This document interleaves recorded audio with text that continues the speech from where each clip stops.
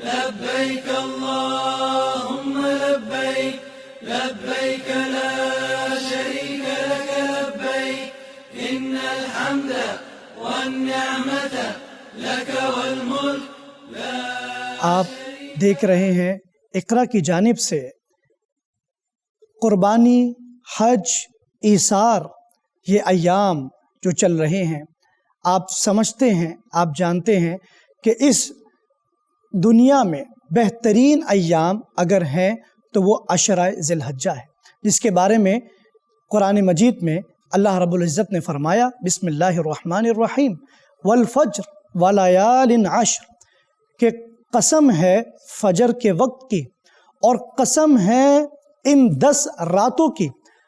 اب ان 10 راتوں سے مفسرین نے یہ عشرہ ذی الحجہ مراد لیا ہے کہ فرمایا کہ بہترین 10 ایام اگر سال میں آتے ہیں وہ عشرہ ذی الحجہ ہیں۔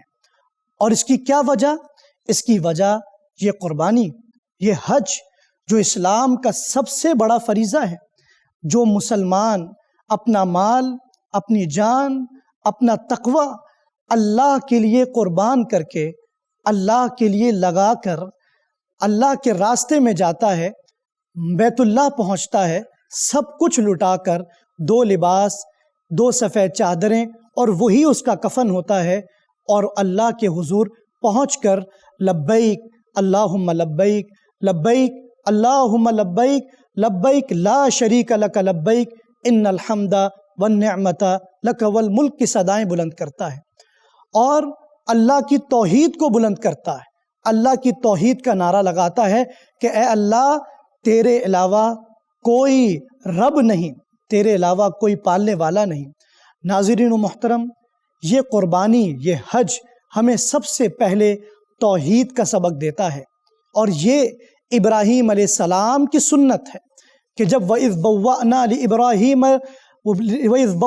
لِإِبْرَاهِيمَ الْبَيْتَ، جب اللہ تبارک و تعالیٰ نے ابراہیم علیہ السلام کے لیے اس بیت اللہ کو ظاہر کیا جو آدم علیہ السلام کے دور سے چلتا آ رہا تھا، اور ابراہیم علیہ السلام نے اس کو ایک دفعہ پھر انسانیت کے لیے دوبارہ ظاہر کیا اور اس کو تیار کیا اللہ کے حکم کے لیے۔ وَإِذْ يَرْفَعُ إِبْرَاهِيمَ بَيْتَ وَإِسْمَاعِيلَ، اور جب ابراہیم و اسماعیل نے اللہ کے اس گھر کی تعمیر نو کی، جب وہ پوشیدہ ہو چکا تھا، اور پھر اس عمارت کو بنایا جس کو ہم بیت اللہ کہتے ہیں، اور وہاں اللہ کے نام کو بلند کیا اور حکم ہوا وَأَذِّن فِي النَّاسِ بِالْحَجِّ يَأْتُوكَ رِجَالًا وَعَلَى كُلِّ ضَامِرٍ، اے ابراہیم اب آپ حج کی صدا لگا دیجئے۔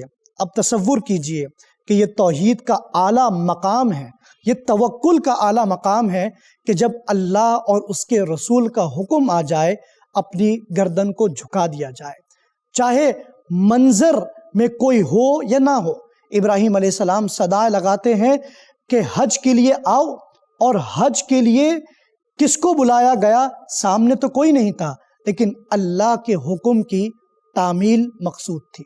اور یہی ابراہیم علیہ السلام کی زندگی میں دوسرا پہلو کہ جب آپ کو اولاد کی نعمت سے نوازا گیا، اور اولاد کی نعمت کے بعد آپ کو خواب دکھایا گیا کہ آپ اللہ کے لیے اپنے بیٹے کو قربان کر رہے ہیں، آپ نے فوراً سر تسلیم خم کیا۔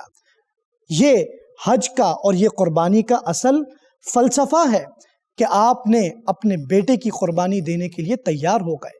آپ مقام پہ پہنچے، عرفہ کے پہاڑ پہ پہنچے، اور جا کے اسماعیل علیہ السلام کے گلے پہ چھری رکھ کے چرانے لگ گئے اور اللہ کے لیے اپنی قربانی دے دی۔ یہ نفس کی قربانی تھی جو اللہ کو مطلوب تھی۔ اسی لیے ناظرین محترم، ہم جو جانوروں پہ چھری پھیرتے ہیں، یہ اصل جانور پہ چھری نہیں، اپنے نفس پہ چھری ہے۔ اسی لیے رب تعالیٰ نے فرمایا لَن يَنَالَ اللَّهَ لُحُومُهَا، یہ اس کا گوشت، یہ خون، یہ کھال اللہ تک نہیں پہنچتی، اللہ کو تمہارا تقوی پہنچتا ہے، تمہاری قربانی، تمہارا ایثار، تمہاری خلوص، تمہاری محبت پہنچتی ہے۔ اسی لیے احادیث میں آتا ہے کہ انسان کے اعمال تولے جاتے ہیں. اور کیسے تولے جاتے ہیں؟ کہ ہر عمل کا حساب، ہر عمل کی نیکی اس کے وزن کے مطابق ہوتی ہے. ہو سکتا ہے آپ کی ایک نماز، آپ کا ایک سجدہ آپ کو جنت الفردوس کا راہی بنا دے، اور ہو سکتا ہے آپ کا ایک سجدہ آپ کو جہنم تک لے جائے، کیونکہ اعمال کو تولا جاتا ہے. تو ناظرین و محترم، یہ قربانی، یہ حج، یہ اجتماعیت کا جذبہ، یہ آپ کو سبق دے رہا ہے، یہ مجھے سبق دے رہا ہے کہ ابراہیم علیہ السلام کی سنت کو ایک دفعہ پھر زندہ کرو، اپنی ذات میں زندہ کرو، صرف معاشرے میں نہیں. صرف اس ٹریڈیشن کو زندہ کرنے کے لیے ہر سال لاکھوں کروڑوں جانور اللہ کی راہ میں قربان کیے جاتے ہیں.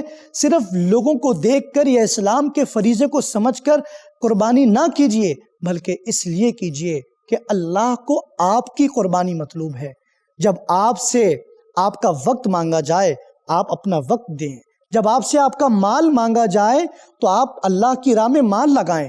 جب آپ سے آپ کی جان مانگی جائے تو اللہ کی راہ میں آپ اپنی جان لگا سکیں.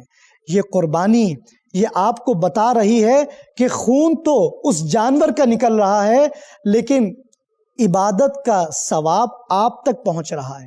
یہ گوشت تو آپ کھا رہے ہیں اور تقسیم کر رہے ہیں، لیکن اس کے اندر توحید کی صدا بلند ہو رہی ہے. اور یہ یاد رکھیے گا کہ حج جو آپ کو ایک بڑا اہم سبق دیتا ہے، اس کے تمام فقہی معاملات، تمام ارکان، تمام واجبات آپ سمجھتے ہیں، جانتے ہیں اور علماء سے سنتے ہیں. اس کے حقوق بھی سنتے ہیں، اس کے فرائض اور شرائط بھی سنتے ہیں. لیکن ایک بات یہ مت بھولیے گا کہ حج آپ کو اپنے دوسرے مسلمان بھائی کے لیے ایثار کا جذبہ پیدا کرتا ہے، اور یہ سبق دیتا ہے کہ جہاں آپ حج کر رہے ہیں، آپ منی میں ہیں، مزدلفہ میں ہیں، عرفات میں ہیں، حتیٰ کہ بیت اللہ کے سامنے ہیں، اس وقت بھی اپنے رب کو پکارتے ہوئے اپنے مسلمان بھائی کا، اپنے دوسرے بھائی کا حق مت بھولیے گا. ایسا نہ ہو کہ حجر اسود کا بوسہ دیتے ہوئے آپ دوسروں کو تکلیف دے رہے ہوں. کیونکہ یہ یاد رکھیے گا کہ پیارے حبیب علیہ السلام نے فرمایا، قیامت کے دن ایک شخص آئے گا. صحابہ کی جماعت سے سوال کیا، کیا تم جانتے ہو کہ میری امت کا مفلس کون ہے؟ صحابہ نے فرمایا، اللہ کے نبی، مفلس تو وہ ہوتا ہے کہ جس کے پاس نہ مال ہے، نہ درہم ہے، نہ دینار. اللہ کے نبی صلی اللہ علیہ وسلم نے فرمایا کہ لوگوں سن لو، میری امت کا مفلس یہ نہیں کہ جس کے پاس پیسہ نہیں، جس کے پاس مال نہیں، جس کے پاس مال و متاع، گھر، بینک بیلنس، گاڑی، یہ نہیں، بلکہ سنو میں تمہیں بتاتا ہوں کہ مفلس کون ہے. میری امت کا مفلس وہ ہے جو قیامت کے دن آئے گا، اپنے اعمال کے پہاڑ کے برابر اپنے اعمال لے کر آئے گا. وہ روزہ بھی رکھتا ہوگا، وہ حج بھی کرتا ہوگا، وہ نمازیں بھی پڑھتا ہوگا، وہ تمام عبادات بجا لاتا ہوگا، لیکن یاد رکھیے اس نے کسی کا حق مارا ہوگا، اس نے کسی کو گالی دی ہوگی، اس نے کسی کو تھپڑ مارا ہوگا، اس نے کسی کے حق کو غصب کیا ہوگا، اس نے کسی کی زمین کھائی ہوگی، اس نے اپنے پڑوسی کو تنگ کیا ہوگا، اس نے اب کسی اور شخص کو کسی زاویے سے تکلیف دی ہوگی. تو یاد رکھیے گا کل قیامت کے دن اللہ میزان عدل قائم کرے گا. اور وہ میزان عدل کیسا ہوگا؟ وہ میزان عدل ہوگا کہ جب اس کی نیکیاں ان تمام لوگوں میں تقسیم کر دی جائے گی جس کی حق تلفی کی گئی تھی، جس کو آپ نے تکلیف دی، جس کو آپ نے مارا، جس کو آپ نے زبان سے ایذا دی، حتیٰ کہ نبی علیہ السلام کی ایک اور حدیث کے مطابق جس کے بارے میں آپ نے برا گمان کیا.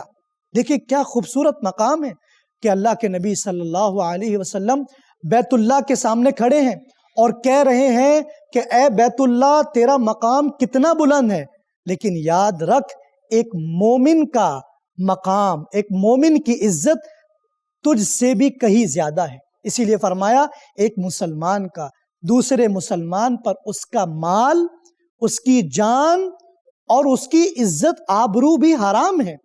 کہ اگر آپ کسی کے بارے میں کوئی برا گمان رکھتے ہیں، یہ برا گمان رکھنا بھی حرمت کے دائرے میں آتا ہے. نبی علیہ الصلوۃ والسلام فرماتے ہیں اس شخص کی نیکیاں چھین لی جائیں گی اور ان لوگوں میں تقسیم کر دی جائیں گی۔ جب اس کے پاس کوئی نیکی نہیں ہوگی، لوگ موجود ہوں گے جن کی حق تلفی کی گئی تھی، اللہ رب العزت ان لوگوں کے گناہوں کو اٹھائے گا اور اس شخص میں تقسیم کر دے گا، اس شخص کے نامہ اعمال میں ڈال دے گا اور اس کو جہنم رسید کر دیا جائے گا۔ عزیز سامعین، یہ پیغام ہے حج کا کہ اگر آپ اپنے دل کو پاک نہیں کرتے، آپ کی پیشانی پہ عبادت کر کر کے نشان لگ گئے لیکن آپ کا دل اگر پاک نہیں تو عزیز ساتھیوں یہ آپ کی عبادت قبول ہی نہیں۔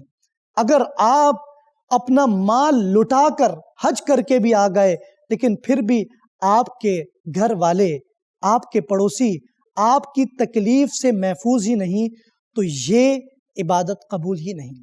اسی لیے ابراہیم علیہ السلام کے بارے میں کہا گیا وَاتَّبِعُوا مِلَّةَ ابراہیم حنیفا وَلَمْ يَكُنْ مِنَ الْمُشْرِكِينَ کہ ابراہیم علیہ السلام کی اتباع کرو ان کے طریقے پہ، اور وہ طریقہ ذرا سنیے۔ اپنے باپ جو شرک پر ہے اس کو دعوت دیتے ہیں، یا ابتی، یا ابتی، اے ابا جان، اے ابا جان، یہ وہی جو میرے پاس آ رہی ہے آپ نہیں جانتے، ان جھوٹے خداؤں کی عبادت کو چھوڑ دیجئے۔ اے ابا جان، اے ابا جان، آپ نہیں جانتے ایک اور خدا ہے جو ان خداؤں سے ماورا ہے۔ اے ابا جان، میں آپ کو بتا رہا ہوں، اگر آپ نہیں سمجھے تو گمراہ ہو جائیں گے۔ ابراہیم علیہ السلام کو گھر سے نکال دیا جاتا ہے لیکن ابراہیم علیہ السلام کی زبان سے صرف اپنے باپ، اپنے مشرک والدین کے لیے صرف پیار کے کلمات ہیں، سأستغفر لک ربی انہ کان بی حفیہ، کہ میں ابا جان آپ کے لیے استغفار کرتا رہوں گا۔ ابراہیم علیہ السلام اپنی قوم سے نکل جاتے ہیں، ان کو نکال دیا جاتا ہے لیکن پھر بھی زبان سے کلمات اخلاق کے ہیں، محبت کے ہیں، پیار کے ہیں اور دعاؤں کے ہیں، اور یہی نصیحت ہمارے لیے ہے، یہی اتباع ہے ملت ابراہیم کی کہ آپ کے مخالفین، آپ سے نفرت کرنے والے، آپ کو تکلیف دینے والے، اگر آپ ان کے لیے خیر خواہ بننا چاہتے ہیں تو ان کے لیے دعائیں کریں۔ اسی لیے ماں کی دعا اپنے والدین کے حق میں سب سے پہلے قبول ہوتی ہے، اور حضور اکرم صلی اللہ علیہ وسلم نے فرمایا اتقی دعوت المظلوم، اور یاد رکھنا کہ مظلوم کی دعوت سے بچنا، فَإِنَّهُ لَيْسَ بَيْنَهُ وَبَيْنَ اللَّهِ حجاب، کہ اس کے اور اللہ کے درمیان کوئی حجاب نہیں ہوتا۔ تو ایسا نہ ہو کہ کوئی آپ پر ظلم کر رہا ہو، کوئی آپ کو تکلیف دے رہا ہو، اسلام کا تو یہ پیغام ہے کہ آپ اس کے لیے بھی دعا کریں۔ عزیز دوستوں، یہ قربانی کا مقام ہے، یہ قربانی کا موقع ہے، یہ حج کا موقع ہے۔ ان تمام امور میں ہمیں ایک پیغام جو مل رہا ہے وہ ہمیں قربانی نفس کا مل رہا ہے۔ اپنے حق کو اگر آپ چھوڑ کر دوسروں کے لیے موقع دے دیں، یقین مانیے اس دنیا میں بھی آپ کے لیے بھلائی ہے اور آخرت میں بھی بھلائی ہے۔ اسی لیے ان صلاتی و نسکی و محیای و مماتی للہ رب العالمین، اگر یہ ساری چیزیں اللہ کے لیے ہیں تو کیوں ہم اپنے نفس کو آگے لاتے ہیں؟ یہی پیغام ہے، یہی اقرا ٹی وی کی طرف سے آپ کے لیے میسیج ہے۔ اپنی زندگیوں کو سدھاریے، اخلاق لے کر آئیے۔ وآخر دعوانا ان الحمدللہ رب العالمین۔ إن الحمد والنعمة لك والملك لا شريك لك لبيك اللهم لبيك لبيك لا شريك لك لبيك إن الحمد والنعمة لك والملك لا